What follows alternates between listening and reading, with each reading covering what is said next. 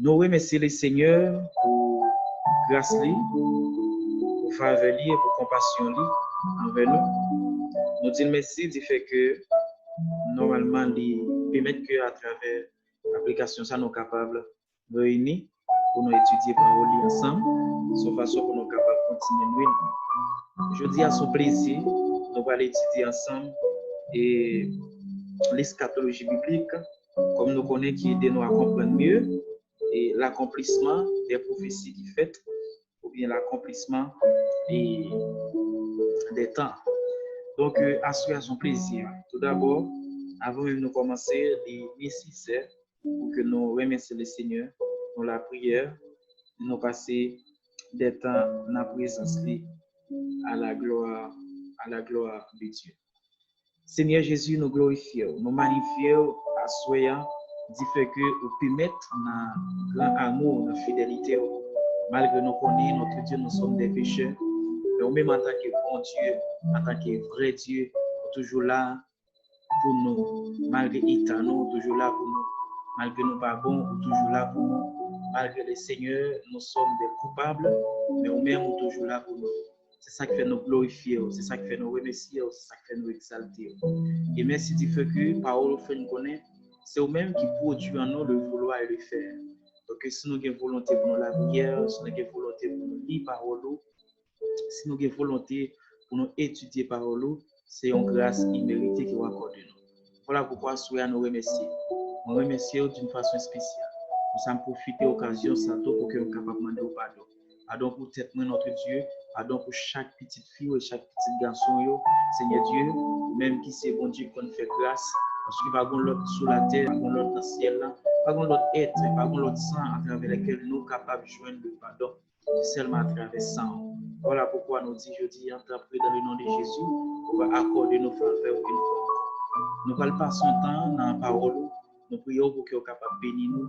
Nous prions pour que notre Dieu soit capable de faire de moments ça et un moment béni qui va approcher nous vers le plus. Que ton nom soit béni dans le nom de Jésus de Nazareth.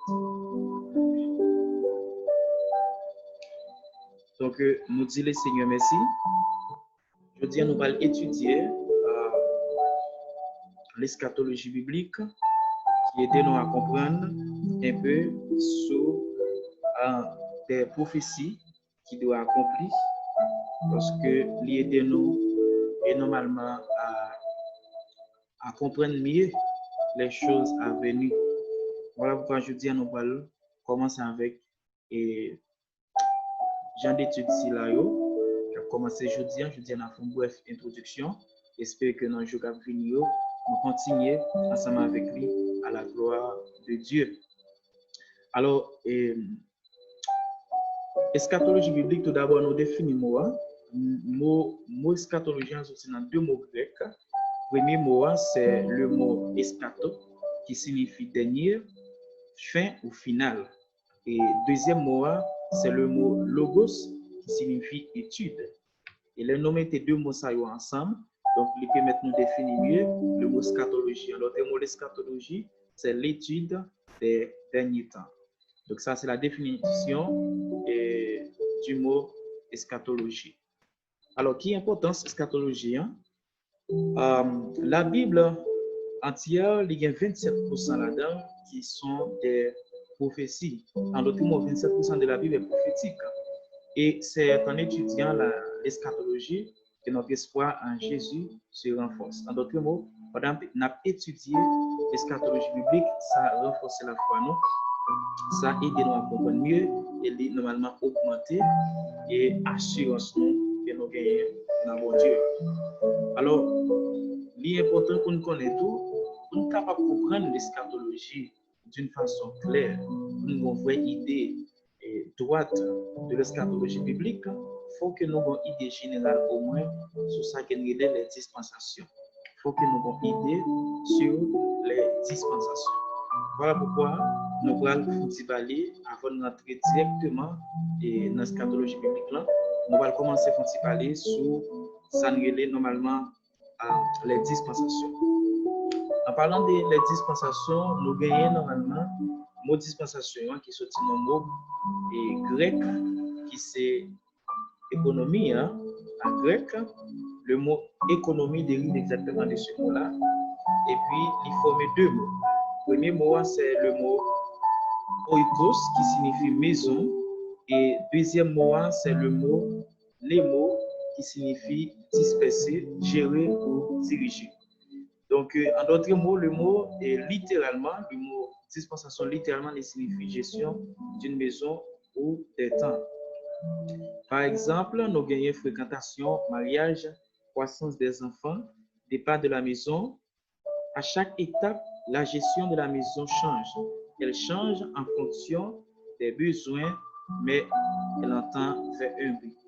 Donc, même genre, chaque étape dans la vie du mariage, une réaction différente, à chaque étape dans la vie, le petit monde une relation, un échange différent. C'est comme ça tout dans l'accomplissement travail bon Dieu, ou bien programme bon Dieu, dans chaque étape, il y a comment réagir, il y a comment normalement et communiquer message à l'humanité. Et c'est exactement manière ça que nous relèvons les dispensations. Une définition simple afin de nous comprendre mieux. Là, il dit que la dispensation est une manière particulière de Dieu d'exercer son règne sur le monde alors qu'il développe progressivement son but pour l'histoire du monde. En d'autres mots, la dispensation, c'est la façon que Dieu normalement est accompli, et volonté, de façon que lui-même il fait paraître et volonté sur la terre, parce que dans chaque étape, dans le développement monde là, de façon que Dieu lui-même réagit. Comme on a parlé de la dispensation, il est important pour nous connaître qu'il y a environ 7 types de dispensations que la Bible énumérées. La première dispensation, c'est la dispensation de l'innocence.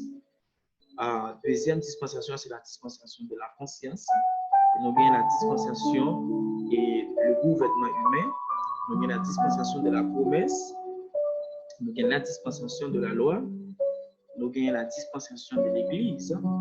Finalement, nous avons la dispensation militaire ou bien millénaire. Donc, on a avancé pour que nous soyons capables de voir ensemble différents types de dispensations bien avant que nous entrions profondément dans ça que nous relèvons. Alléluia. Et dans ça que nous relèvons normalement l'eschatologie biblique. Il y a une idée qui est extrêmement importante que nous devons connaître sur l'eschatologie biblique.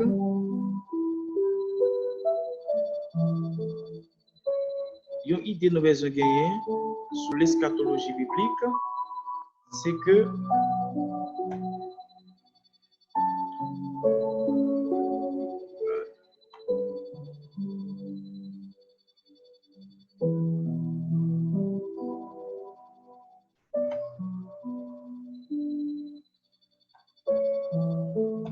voilà. Je vais activer ça pour le capable.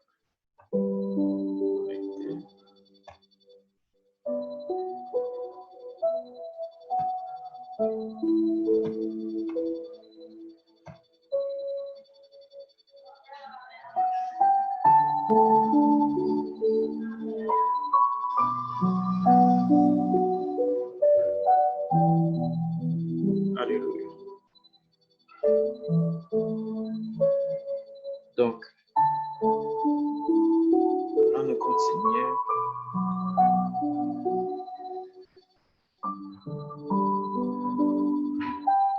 Voilà. Ok, on a étudié l'eschatologie biblique. Hein? Et nous déjà vraiment avancé pendant qui fait rentrer. On a annoncé que nous avons une étape pour que nous avons les différentes dispensations qui existaient, sans façon pour nous avoir une idée plus claire sur l'eschatologie biblique. Donc, nous avons dit qu'il y a environ, la Bible énumérée environ 7 types de dispensations. Et l'important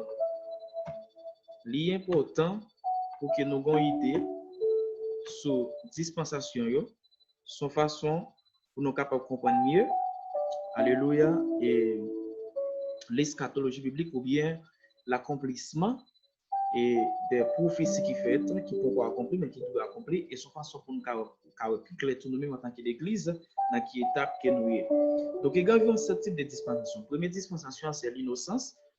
Suivi, nous avons la conscience, la dispensation de la conscience. Nous avons le gouvernement, nous avons la promesse, et nous avons la loi. Nous avons l'Église, finalement, nous avons le millénium. Je vais rappeler nous que, normalement, le mot dispensation les signifie gestion des temps ou de la maison. En d'autres mots, c'est façon que bon Dieu lui-même les utiliser pour que les capable de communiquer et pour que les capable de communiquer message à l'humanité. Donc, en compréhension de ça, nous allons aller pour nous étudier exactement et première dispensation qui c'est la dispensation de l'innocence que nous trouvons dans Genèse chapitre 1, le verset 26 à 28. La Bible explique ça bien. Il dit l'homme a été créé parfait, innocent et sans péché. Dieu, son créateur, l'avait établi dans un cadre idéal et parfait. Rien ne venait et perturber la vie du premier couple, ni la chaleur, ni le froid, ni le jour, ni la nuit, ni les animaux, ni la verdure, car il n'y avait aucune agressivité dans cet élément que Dieu avait créé parfait. Il est écrit que tout ce que Dieu avait fait était très bon. Donc, qui sa dispensation ça montre non? Dispensation ça montre non, c'est lorsque l'homme est fait créer, l'homme n'a pas été ça, il était créé parfait. Je veux dire, ça c'est première dispensation. Pour qui ça est important? Parce que première dispensation, la paix de nous comprendre dans qui époque, dans accomplissement, tant que nous y est. Donc là, c'est la première dispensation qui c'est la dispensation de l'innocence. Dans la dispensation de l'innocence, l'homme n'a créé parfait. Un ensemble de caractéristiques avec de nous comprendre mieux. Première caractéristique de la dispensation de l'innocence, c'est que l'homme était parfait. Je veux dire, l'homme n'a pas aucun défaut, pas aucun mal dans l'homme. L'homme a été créé parfaitement. Et deuxième caractéristique de, normalement, dispensation de l'innocence, c'est l'homme était innocent, Jean que moi a dit là. Je veux dire, dans la dispensation, l'homme n'a pas de coupable, pas de péché, donc il était innocent. Troisième caractéristique, l'homme était normalement sans péché. L'homme n'a pas de péché. Donc, ça, c'est la troisième dispensation, troisième caractéristique de dispensation. Ça. Quatrième caractéristique de la dispensation de l'innocence, l'homme n'a été dans le paradis. En d'autres mots, pas de souffrance, pas de rango, pas de mort, pas de l'eau dans les yeux. Ça, c'est dans l'état original, l'homme. Et cinquième caractéristique que nous déjeunons dans la dispensation de l'innocence, c'est que l'homme, il n'y a ni souffrance ni mort.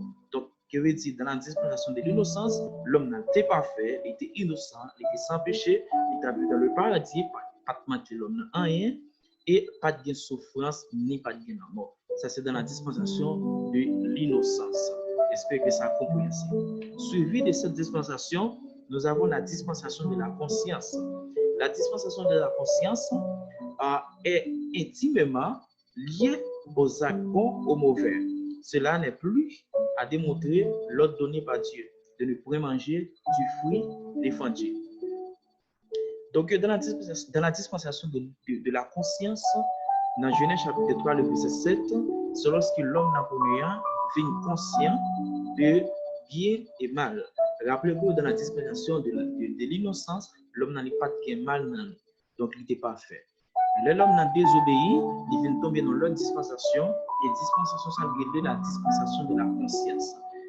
Qui ensemble de caractéristiques de cette dispensation-là, ce sont des générales là-bas, sur façon pour comprendre mieux, et nous commençons à entrer profondément dans cette année, normalement, eschatologie biblique ou bien l'accomplissement des temps, ou bien l'étude des temps.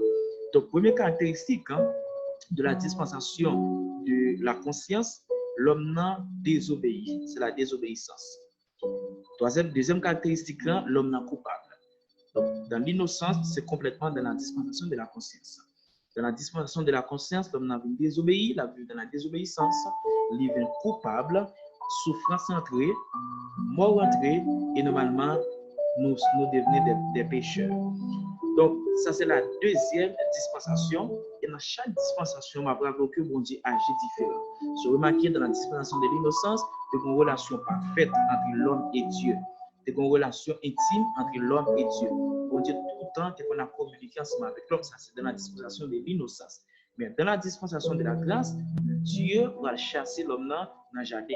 Donc, il n'y a pas une relation intime encore entre Dieu et l'homme. Et dans chaque dispensation, bon Dieu agit différent avec l'humanité. Suivi des dispensations de la conscience, nous avons la dispensation du gouvernement humain qui prend naissance à partir du chapitre 8, verset 15 à 20 dans le livre Genèse. Cette dispensation de 8 après le déluge, Noé se situe sur une nouvelle sphère physique et spirituelle. Dieu soumet l'humanité à un nouveau test qui est placé sur une base nouvelle, qui est l'objet de l'alliance qu'il fit avec Noé avant le déluge. L'homme n'avait pas le droit d'enlever la vie, nous capables de lire verset qui est normalement projeté là. Donc, ça qui est important là, dans la dispensation de gouvernement, l'homme n'a vu entrer dans l'état, ça fait après le déluge. Comme nous connaissons, Noé était en période de 120 dans l'état prêché, et le message de Dieu, parce que bon Dieu était méchanceté, l'augmenter sur la terre. Donc l'éternel a décidé de rentrer l'humanité dans l'autre dispensation. Et dans la dispensation, ça, c'est à partir de cette dispensation-là que l'homme n'a vu entrer dans le gouvernement. C'est-à-dire l'homme n'a vu une capacité, ou bien l'homme n'a vu une conscience, ou bien l'homme n'a vu capable de porter sacré auto-jugement. Et c'est là l'homme n'a vu capable de commencer à diriger. Donc, comme chacun le sait, le premier rôle d'un gouvernement est de protéger la vie humaine. Cette tâche comprend la responsabilité de la peine capitale.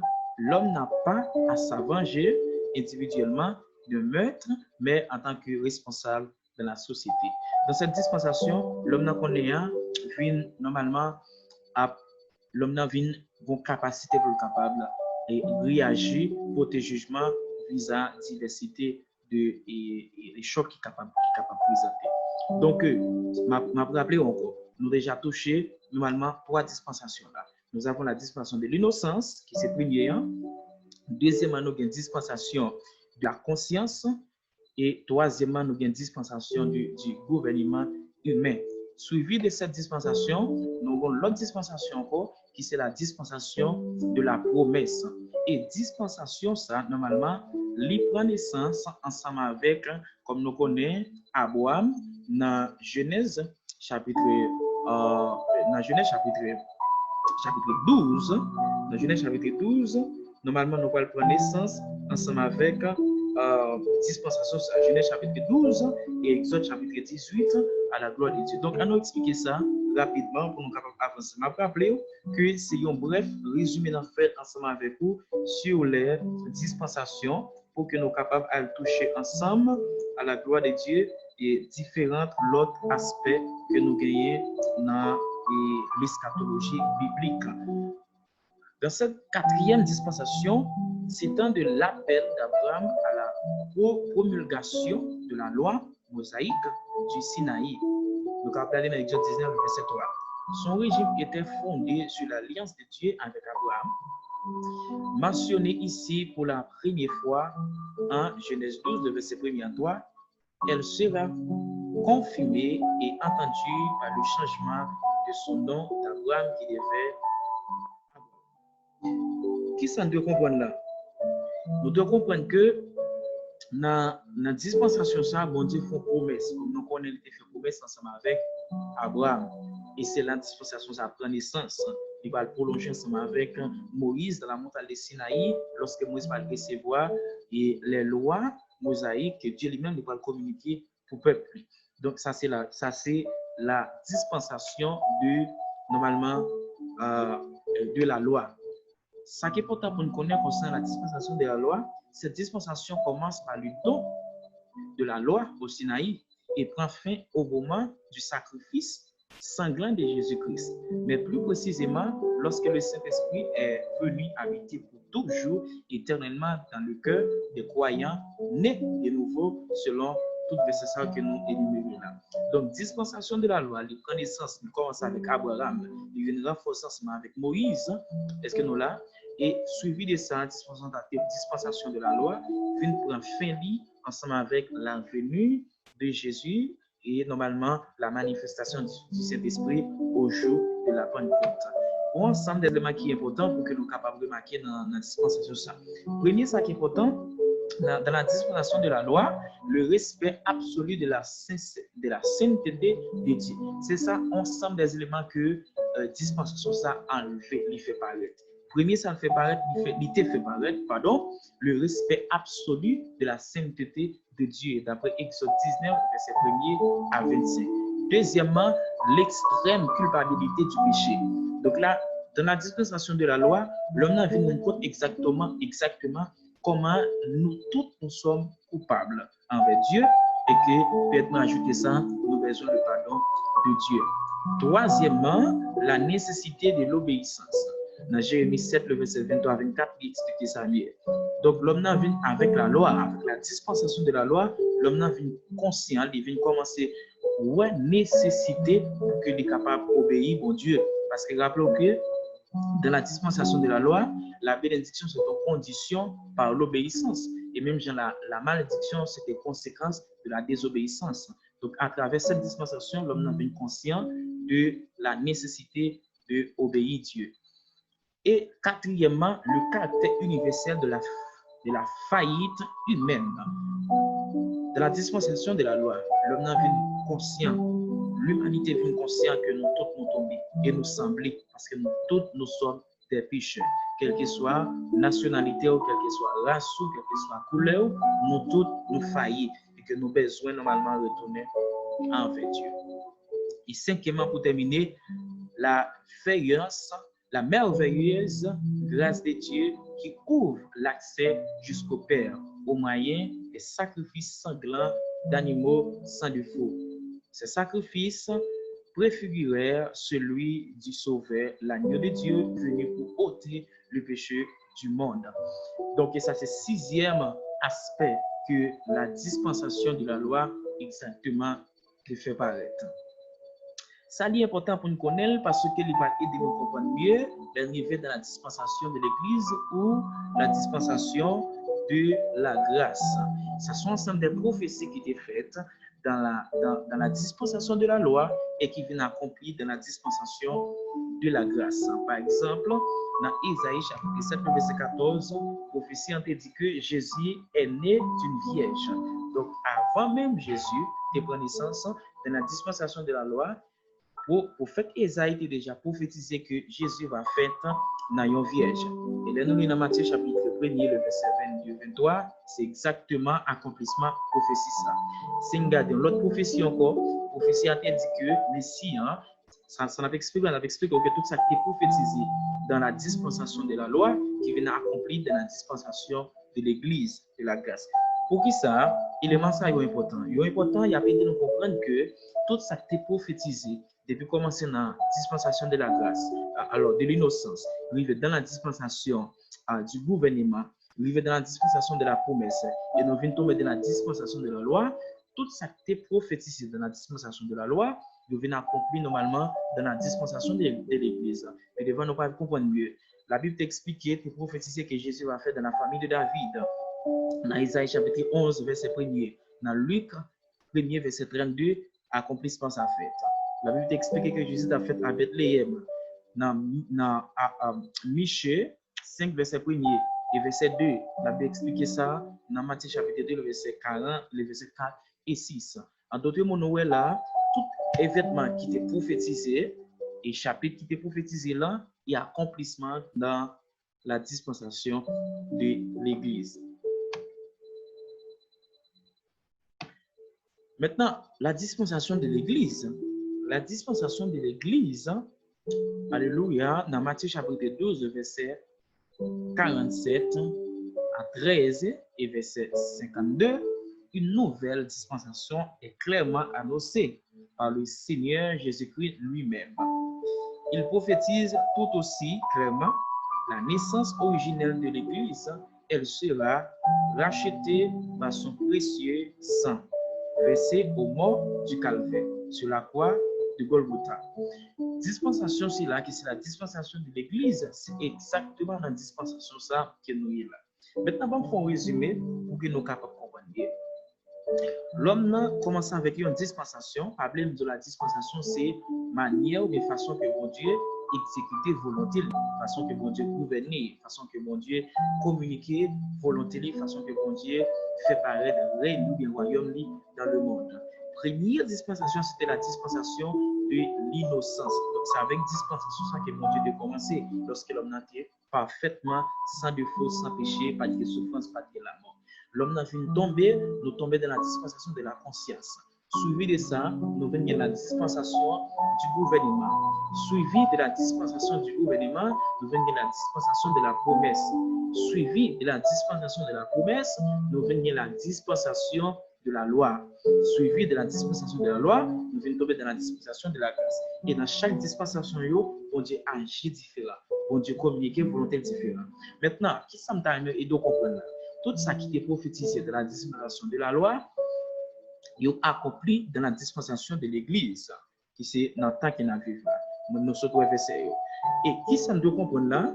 C'est tout ça qui est prophétisé dans la dispensation de la loi, il est accompli dans la dispensation de la grâce. Cela veut dire que tout ça prophétisé, je dis, dans cette dispensation, les gains pour l'accomplir dans une dernière dispensation que nous gagnons. Nous allons aller ensemble avec vous à la gloire de Dieu, capable de comprendre mieux dans l'étape et que nous je dis pour que nous capables d'avancer, comprendre plus bien à la gloire de Dieu, et bien dispensation et bien l'eschatologie. Donc tout ça qui était prophétisé dans la dispensation de la loi est accompli dans la dispensation de l'Église. Nous dans la 6e dispensation. Cette 7e dispensation, c'est la dispensation millénium. Et tout ça prophétisé, je dis, il y a pour accomplir. Et c'est là que nous ensemble avec nous, comme on dit, nous, dans le premier cours, nous faisons une introduction. Nous commençons ensemble avec de la création, vivre dans la loi, et justement de la loi, pour nous voir jeudi, et de jeudi, pour nous voir comment s'appuyer dans le futur. Parce que lorsque, au bon idée générale de comment ça était hier, comment les jeudi, ça aide au mieux à comprendre comment ça va y être de maintenant, dans la dispensation de l'Église, il y a un ensemble des événements qui étaient passés que nous devons comprendre. Nous allons aider à comprendre la rapide. Premier, ça qui est important, qui est pour passer dans la dispensation que nous avons là, ça qui est pour venir. Ça qui est pour passer dans la 7e dispensation, qui c'est la dispensation millénium. Premièrement, le plus important est l'enlèvement de la véritable Église. Ça, c'est la première prophétie. Donc, l'Église est pour enlever. Cette dernière sera enlevée dans la terre sur des nuées du ciel à la rencontre du Seigneur dans les airs. L'enlèvement aura lieu à un moment précis, fixé par Dieu lui-même et délibérément caché aux hommes. Cet enlèvement est toujours présenté aux croyants comme une bienheureuse espérance. Alors, par contre, sur l'espérance, mais moi, bien, alléluia. Et donc, la venue est imminente afin de les encourager à un service de cœur et à une vie de sanctification. Même genre, dans la dispensation de la loi, prophétie a dit qu'il y a un message qui est pour venir.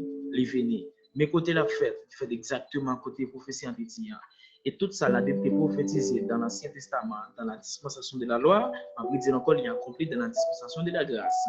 Nous, dans la dispensation de la grâce, quand il y a besoin, qui ça, la Bible prophétisée, qui est pour passer dans l'autre dispensation qui est pour venir, qui c'est la dispensation, normalement, de, alléluia, à millénium. Le premier baril qui est pour passer dans le jour à venir là, c'est que, alléluia, nous gagnons pour nos dispensation sanguine, nous gagnons pour l'enlever. L'Église est pour l'enlever dans quelques jours, dans quelques mois, dans quelques années, le Seigneur conduit là. Nous ne devons pas connaître, mais ça qui est important, son prophétie qui est pour accomplir. Deuxième élément important que nous devons connaître. Deuxième élément important que nous devons connaître, alors deuxième prophétie qui vient pour passer dans le jour qui a fini. Nous voyons ensemble, nous déjà au premier, c'est que l'Église qui vient pour enlever, nous avons étudier ça profondément pour nous voir comment ça fait. Deuxièmement, c'est le jugement de la 70e semaine de Daniel. Ça, ça est la grande tribulation. Donc, nous avons étudier profondément. C'est côté qui parle de pile bâti, pile souffrance, pile cri. Donc, nous avons ça pour nous à l'avenir. De l'eschatologie, comme nous disons, étudier. Ça, c'est deuxième. Troisième, prophétie qui est pour accomplir, lui dit normalement la condamnation et la destruction de la grande prostitution, c'est-à-dire l'église apostate d'aujourd'hui à travers l'église catholique qui deviendra. Ça sont notre prophétie qui fait. Donc, la apostate, c'est ensemble des personnes qui ont abandonné la foi. La Bible est la destruction de la grande prostituée. Donc, nous avons étudier ça profondément. Ça sont notre prophétie qui fait, qui est pour accomplir. Et finalement, le deuxième événement de l'enlèvement du Seigneur Jésus-Christ en puissance et en gloire. Trompette n'a pour sonner. Alléluia. Bon jugement dernier qui est pour venir, le grand trône là. Gagner la grande prostituée qui doit disparaître. Gagner normalement le retour de Christ qui doit faire. Pour différence entre l'enlèvement et le retour de Christ qui doit faire. Tout ça sont ensemble des prophéties qui annoncent qui viennent pour venir, qui viennent pour arriver. Donc, espérez que nous avons ensemble avec vous, commenter tout ce que tu as fait. Espérez que ça c'est la dernière dispensation qui c'est la dispensation millénaire. Donc, nous avons ça à l'avenir. Espérez que dans le jour qui vient, vous êtes connectés ensemble avec nous, de façon pour capable suivi de l'accomplissement prophétie. C'est un réel plaisir pour nous faire une introduction ensemble avec vous. Que le Seigneur capable de bénir à la gloire.